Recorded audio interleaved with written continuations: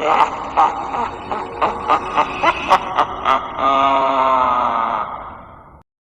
College में थी जब मैं मार्कस से मिली। हम बहुत जल्दी दोस्त बन गए। मार्कस और मैं पॉपुलर ग्रुप में भी साथ थे, तो हम हमेशा एक दूसरे के आसपास ही रहते। हम एक दोस्त के घर पार्टी में गए और मार्कस ने मुझे अपनी गर्लफ्रेंड बनने को कहा। सब कुछ इतनी जल्दी हुआ कि मुझे सोचने का मौका ही नहीं मिला कि मैं उससे प्यार भी करती हूँ या नहीं। अगर अब मैं उस बात के बारे में सोचूं तो शायद मैंने हाँ इसलिए कहा ताकि मैं उस पॉपुलर ग्रुप का हिस्सा बने रहूं। कॉलेज में सब लोग हमें सबसे पॉपुलर कपल के नाम से बुलाने लगे और मुझे वो अटेंशन पसंद आ रही थी। एनीवे, 4 महीने डेट करने के बाद मैं उसके घर शिफ्ट हो गई, क्योंकि वहीं पर मोस्टली हमारा ग्रुप भी हैंग आउट करता था। वो एक रेंटेड घर था जहाँ पे 2 बेडरूम्स, एक लिविंग एरिया और एक ओपन किचन था। मार्कस और मैं बड़ा बेडरूम शेयर करते थे जो एक लंबे कॉरिडोर के एंड में था।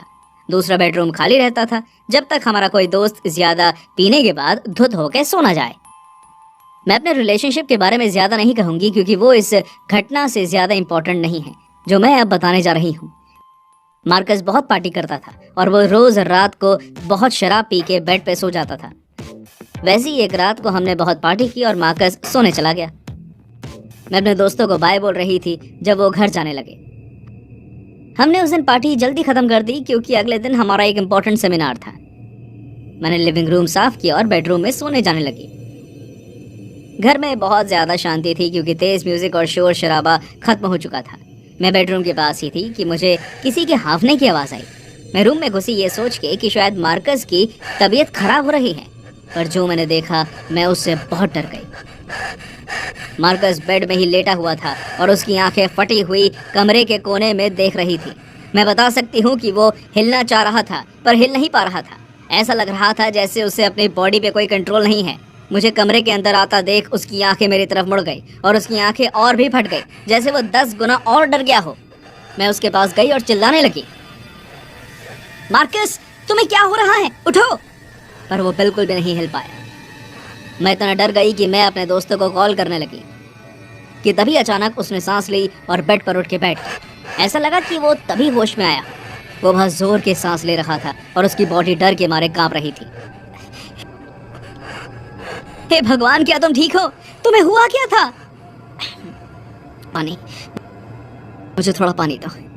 मैंने तुरंत उसे एक गिलास पानी दिया और मार्कस एक बारी में सारा पी गया।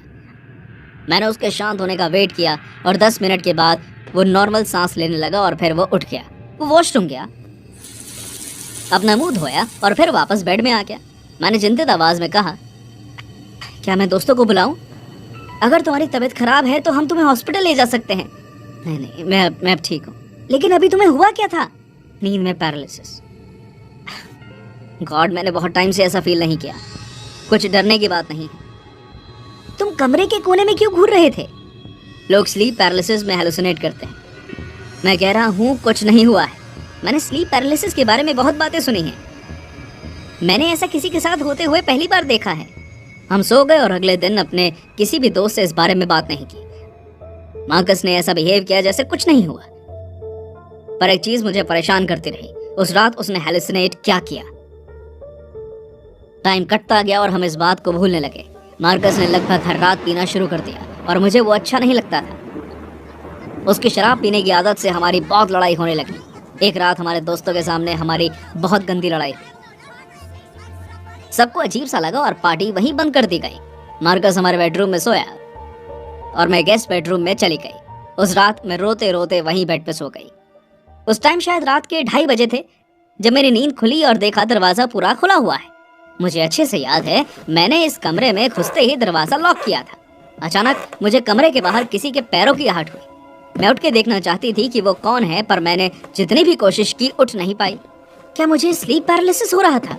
मेरे दिल की धड़कन तेज हो गई जब मैंने रियलाइज किया कि जो उस रात मार्कस को हुआ था वो आज मेरे साथ हो रहा है। मैं उस समय की सबसे डरावनी फीलिंग बयां नहीं कर सकती, पर ऐसा लग रहा था जैसे कि मैं एक खौफनाक सपने में उठी हुई हूँ।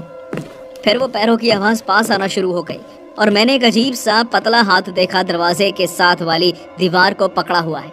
मैं अपनी आंखें बंद करना चाहती थी पर मेरी बॉडी मेरे कंट्रोल में नहीं थी। फिर धीरे से एक काला प्राणी दीवार के पीछे से देखने लगा।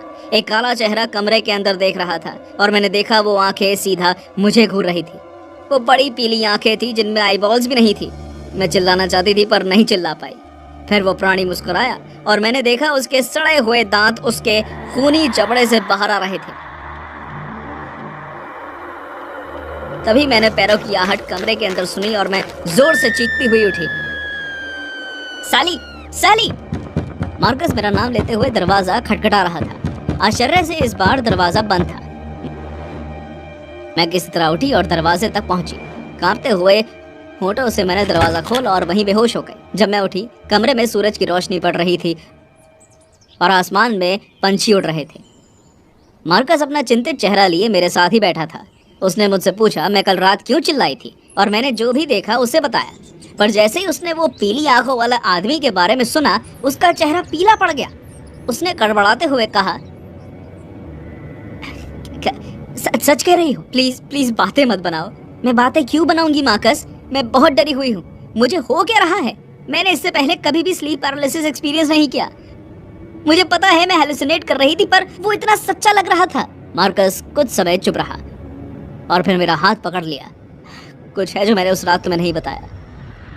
कौन सी रात? उस रात जब तुमने मुझे स्लीप पैरालिसिस में देखा। मैंने उसे कंफ्यूज होते हुए देखा और कहता चला गया, जब मैं 13 साल का था तब ये मेरे साथ पहली बार हुआ था। मैंने अपने आप को उसमें सोते हुए देखा। मैंने सोचा वो एक सपना था जो ज्यादा ध्यान नहीं दिया। पर जैसे जैसे टाइम कटता गया, मुझे ये काला आदमी मेरे कमरे में चलता हुआ दिखाई देने लगा। कभी कभी कोने में भी खड़े हुए। मैंने इतना डरावना आज तक कुछ नहीं देखा था। वो एक पूरा काला आदमी था, किसी परछाई की तरह। उस पे सिर्फ एक ही चीज ठीक से दिखती थी, उसकी पीली आंखें और वो डरावनी मुस्कान जिसमें खून भरे सड़े हुए दांत थे। मेरी मम्मी मुझे बहुत से साइकेट्रिस्ट के पास भी लेके गई और बहुत ज्यादा दवाइयाँ खाने के बाद मुझे वो सब अनुभव होने बंद हो गए। पर उस रात बहुत समय के बाद मुझे वो फिर से दिखा। वो मेरे कमरे के कोने में खड़ा मुझे देख रहा था। पर जब तुम कमरे में आई, मैंने उससे तुम्हारे पीछे खड़ा देखा। तभी मैं इतना डर गया था। पर क्या दो लोगों के लिए ये मुमकिन है कि वो दोनों एक ही चीज हेलुसिनेट कर रहे हैं? मुझे तुम पे इसे नहीं लाना चाहिए था। हम दोनों बहुत पागल हो गए और कुछ समझ नहीं आया कि सिचुएशन से कैसे निकले। मतलब ये बात किसी के साथ शेयर भी करें तो लोग हमें पागल बुलाएंगे। हमारे पास इस बात को राज रखने के अलावा और कोई रास्ता नहीं था। और मेरे साथ उस रात के बाद वैसे फिर कुछ नहीं हुआ, तो मैंने इस बात को इग्नोर करने का ही डिसाइड किया कि फिर एक रात चीजें हाथों के बाहर चली गई। मैं फिर उसी तरह उठी और अपने आप को ट्रांस में फंसा पाई। मुझे मार्कस साथ में गहरी नींद में सोता देखा और मैंने जितनी भी कोशिश की मैं उसे उठा नहीं पाई, क्योंकि ना मैं हिल पाई और ना ही चिल्ला पाई। मैंने कमरे के चारों तरफ देखा और उस पीली आंखों वाले आदमी से डरने को तैयार हो गई, पर मुझे वहां कोई नहीं दिखा। मेरी सांस फूल गई और मैं उठने का इंतजार करने लगी कि तभी मुझे किसी के हंसने की आवाज ठीक मेरे कान के साथ में सुनाई दी। मैंने साइड में देखा तो वो पीली आंखों वाला आदमी मेरे साथ लेटा हुआ था। मैं बता नहीं सकती कि वो कितना डरावना दिख रहा था और मुझे लगा कि बस मेरा दिल अब धड़कना बंद कर देगा। पर मैंने बस एक बार पलक झपकी और वो आदमी गायब हो गया। मैं डर के मारे हाँफते हुए उठी और मार्कस को उठाने लगी। उठो मार्कस, वो यहाँ है, प्लीज उठ जाओ। उसे उठाते हुए मैंने अपनी आंखें दरवाजे पर रखी और सोचा शायद वो पीली आंखों वाला आदमी वापस आएगा। तभी अचानक मार्कस उठा और मेरा गला घोंटने लगा। उसने पूरी जान लगा के मेरा गला घोंटा और अपने आप को बचाने के लिए मैं हवा में लाते मार रही थी। मेरी चेस्ट पे प्रेशर पड़ने की वजह से लग रहा था जैसे मेरा दिल फट जाएगा। तभी मेरी नींद खुली। हाँ, वो सबसे डरावना स्लीप पैरालिसिस एक्सपीरियंस था जो कोई अनुभव कर सकता है। मार्कस अभी भी सो रहा था और मैंने रियलाइज किया कि ये स्लीप पैरालिसिस वाले एपिसोड्स मेरे लिए बुरे होते जा रहे हैं। मैं पूरी रात नहीं सो पाई। अगले दिन मैंने मार्कस को कुछ नहीं कहा और वहां से चली गई। हमने टर्म एंड तक डेट किया, पर हमारे बीच चीज़ें बदल गई। मुझे उसके साथ रात गुजारने में डर लगता था और उसे उस बात का बोझ था जो ऑब्वियसली वो डिजर्व नहीं करता था। हमने ब्रेकअप कर लिया और अब इस बात को 7 साल हो चुके हैं। उसने मुझे कभी कोई फ़ोन नहीं किया। मुझे नहीं पता हम दोनों ने एक ही चीज़ कैसे हेलुसिनेट की, पर वो जो भी था मेरी ज़िंदगी का सबसे गंदा फेस था। मुझे अभी भी नहीं पता कि वो पीली आंखों वाला आदमी सच में था, क्योंकि मार्कस ने मुझे उसके बारे में कभी कुछ नहीं बताया जब तक मैंने उसे खुद नहीं देखा। आपको क्या लगता है? ये अभी हाल ही में हुआ और मुझे नहीं पता कि अब कितना विश्वास करना चाहिए। मैं 23 साल का नौजवान हूँ। जब मैं 10 साल का था तो मेरी कजन जूडिथ ने अपने मम्मी पापा को एक कार एक्सीडेंट में खो दिया। मेरे पेरेंट्स ने उसे अडॉप्ट कर लिया और हम लोग साथ में ही बड़े हुए। वो मेरे स्कूल में ही पढ़ी और 18 की होते ही उसने शिफ्ट कर लिया। वैसे तो मेरी मम्मी ने उसकी माँ बनने की बहुत कोशिश की। जूडिथ ने हमेशा हमसे दूरी बनाए रखी। मुझे पता है अपने माँ बाप को खोने के बाद उसने एक दीवार बना ली थी। शिफ्ट होने के बाद उसने हमसे सारे नाते तोड़ दिए। मेरे पेरेंट्स उसके बर्थडे पे गिफ्ट्स भेजते थे, पर उसने कभी भी हमारे कॉल्स का जवाब नहीं दिया। पिछले हफ्ते मेरी दादी ने कॉल करके मुझे बताया कि जूडिथ आ गई है और उसकी हालत बहुत खराब है। मेरी मम्मी और मैं उसे देखने गए। वो बिल्कुल बदल चुकी थी। उसके सुंदर चेहरे पर खरोंच के निशान थे, उसके नाखून गंदे थे और उसकी आंखें हिलती जा रही थी। जूडिथ को हेरोइन ड्रग की लत लग गई थी। हम उसे डॉक्टर्स के पास लेके गए ताकि उसे ड्रग से मुक्ति मिल जाए। मुझे आज भी वो रातें याद हैं जब वो नींद में उठ के चिल्लाने लगती थी अपने ड्रग्स छोड़ने की वजह से। वो अपनी स्किन को इतनी तेज खरोंचती कि उसका मांस निकल आता और खून बहने लगता। मुझे अपने काम की वजह से वापस आना पड़ा, पर मेरे पेरेंट्स उसकी देखभाल करने के लिए दादी के घर ही रुक गए। मैं एक बेडरूम वाले अपार्टमेंट में रहता हूँ। एक रात मैं अपने कमरे में सो रहा था। अचानक दरवाजा खटखटाने की आवाज से मेरी नींद खुल गई। मैं उठ के मेन दरवाजे की तरफ गया। मैं सोच रहा था कि इस समय कौन हो सकता है। जब मैंने जूडिथ को अपने सामने खड़ा देखा, मैंने ऑब्वियसली उससे एक्सपेक्ट नहीं किया था, क्योंकि पिछली बार जब मैंने मम्मी से बात की थी तो उन्होंने बताया कि जूडिथ रिहैब में रह रही है। जूडिथ, तुम यहाँ कैसे आई? सब ठीक है? जूडिथ ने कुछ नहीं कहा। वो बस मुस्कुराई और धीरे धीरे अंदर आ गई। उसका चेहरा कुछ अलग लग रहा था। वो शांत और मुरझाई हुई दिख रही थी। मैंने दरवाजा बंद किया और उससे लिविंग रूम में फॉलो किया।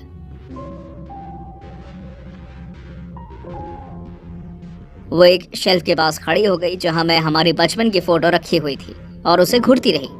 जूडिथ, क्या सब ठीक है? क्या मम्मी को पता है तुम यहाँ हो? वो पीछे मुड़ी और मुझे घूरती रही जैसे वो बोलना भूल गई हो। मुझे चिंता होने लगी कि शायद वो रिहैब से भाग गई है और यहाँ आ गई है। मैं मम्मी को कॉल करके उन्हें इस बारे में बताने ही वाला था कि तभी मेरा फोन बजा। बैठ जाओ, मैं अभी आया। मैं अपने कमरे में गया और फोन उठाया। हैरानी से वो मेरी मम्मी का ही फोन था। हाय मम्मी, आप विश्वास नहीं करोगे कि क्या हुआ। जूडिथ। और इससे पहले मैं अपनी बात खत्म कर पाता, मैंने अपने मम्मी को फोन पर रोते हुए सुना। मम्मी, क्या हुआ? मैक्स, जूडिथ की डेथ हो गई। रिहैब से फोन आया था, उसने टूटे हुए कान से अपना हाथ काट लिया। बेचारी जूडिथ। मेरे होश उड़ गए। मेरा दिल जोर से धड़कने लगा। अगर जूडिथ मर गई है तो मेरे लिविंग रूम में कौन खड़ा है? मैं धीरे से मुड़ा और वो वहीं खड़ी थी, ठीक मेरे पीछे। मैं चिल्लाया और वहीं जमीन पर बेहोश हो गया। जब मैं उठा, मैंने देखा दिन की रोशनी मेरी खिड़की से आ रही है। मैं पूरी रात जमीन पर ही सोता रहा, पर मैं कह नहीं सकता कि यह मेरा सपना था या मेरा वहम। अगले दिन मैं अपने दादी के घर जूडिथ का अंतिम संस्कार करने गया। मैंने अपने मम्मी को उस रात के बारे में नहीं बताया। अंतिम संस्कार के बाद मेरे मम्मी पापा ने जोर दिया कि मैं दादी के घर ही रुक जाऊं। हमने चुपचाप डिनर किया और सोने चले गए। मेरे मम्मी पापा और दादी नीचे सोए, मैं ऊपर वाले फ्लोर पे सोया। जूडिथ और मैं ये रूम शेयर करते थे जब हम गर्मियों की छुट्टी में यहाँ आया करते थे। मैं उस रात जूडिथ के बारे में सोचना बंद ही नहीं कर पाया। मैं ये सब सोचते सोचते ही सो गया कि तभी मेरा अलार्म बज गया। मैंने अपनी आंखें खोली तो रियलाइज किया कि मैं हिल नहीं पा रहा था। मैं सिर्फ अपनी आंखें ही हिला पा रहा था और मुझे ये समझने में कुछ टाइम लगा कि मुझे स्लीप पैरालिसिस हुआ है। मेरी सांसें जोर से चलने लगी। वो बहुत ही ज्यादा दिल दहला देने वाली फीलिंग थी। सोने जाने से पहले मैंने अपनी जैकेट दरवाजे पर टांगी थी। मैं उसी को देखता रहा जब मैं स्लीप पैरालिसिस से मुक्त होने की कोशिश कर रहा था कि तभी मेरी जैकेट हवा में तैरने लगी। वो उड़ती हुई अपने आप मेरे पास आ रही थी कि तभी अंधेरे में जूडिथ आ गई। उसने अपना हाथ आगे बढ़ाया और अपनी कटी हुई बाहें मुझे दिखाई। उसके बाहों से खून बह रहा था। उसने कुछ नहीं कहा, वो बस वहां खड़ी रही। अचानक मैंने अपना पैर झटका तो पता चला कि मेरी बॉडी मुक्त हो गई है, पर इस बार जूडिथ गायब नहीं हुई। वो वहीं खड़ी अपनी बड़ी आंखों से मुझे घूरती रही। मैंने हांफती हुई आवाज में पूछा, तुम्हें क्या चाहिए मुझसे?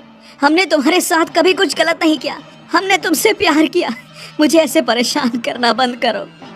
मेरी आवाज सुन के मेरी मम्मी मेरे कमरे में आई और जैसे ही उन्होंने दरवाजा खोला, उन्होंने देखा मेरे बेड के पास जूडिथ खड़ी थी। जूडिथ उनकी तरफ मुड़ी और बहुत ही डरावनी आवाज में चिल्लाई। मेरी मम्मी को चिल्लाने का टाइम ही नहीं मिला, वो बस वहीं बेहोश हो गई। हमें उन्हें हॉस्पिटल में एडमिट कराना पड़ा क्योंकि उनका ब्लड प्रेशर काफी लो हो गया था और उन्हें हल्का सा हार्ट अटैक भी आया। मैं पूरी रात हॉस्पिटल में रुका। अगली सुबह मेरी मम्मी को होश आया, उन्होंने रोना शुरू कर दिया और मैं उन्हें संभालने की कोशिश की।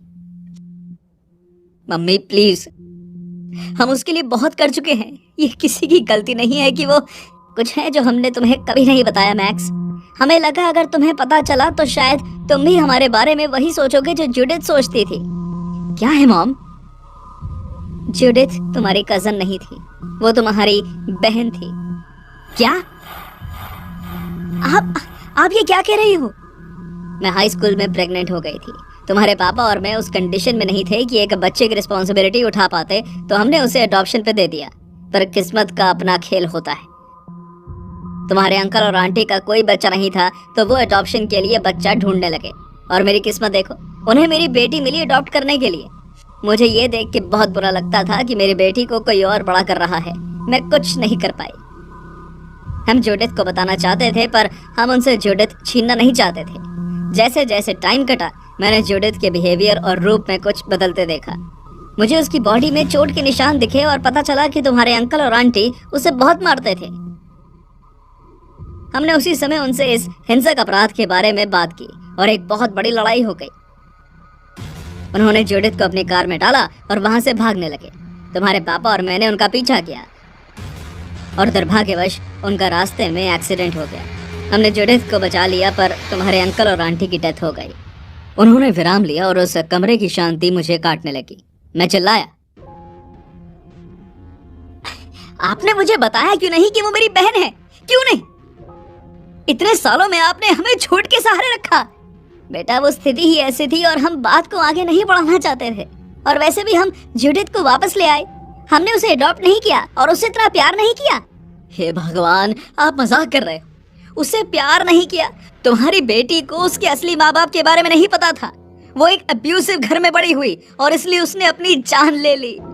हम उसे बचा सकते थे माँ, आप उसे बचा सकती थी, या शायद मैं उसे बचा सकता था। मैं गुस्से में हॉस्पिटल से बाहर जाने लगा। रास्ते में मैंने अपने पापा को कॉरिडोर में मुरझाए चेहरे के साथ खड़े देखा। मैंने उनकी तरफ देखा और कहा, हम सब जानते थे, फिर भी अपनी बेटी को दूर रखा, मेरी बहन को दूर रखा। मुझे नहीं लगता मैं आपको कभी माफ कर पाऊंगा। वो आखिरी बार था जब मैंने अपने पेरेंट्स को देखा। इस बात को 3 साल हो चुके हैं और ना ही मैंने उनसे बात की और ना ही उनसे मिला। पर हर 6 अगस्त को मैं सेम तरह वाली कंडीशन में उठता हूँ जहाँ मैं हिल नहीं पाता और जूडिथ को अपने बेड के पास खून के आंसू रोता और खड़ा पाता हूँ। मुझे नहीं पता कि ये उसका भूत है या मेरी दोषी अंतरात्मा की आवाज कि मैं अपनी बहन के लिए कुछ नहीं कर पाया।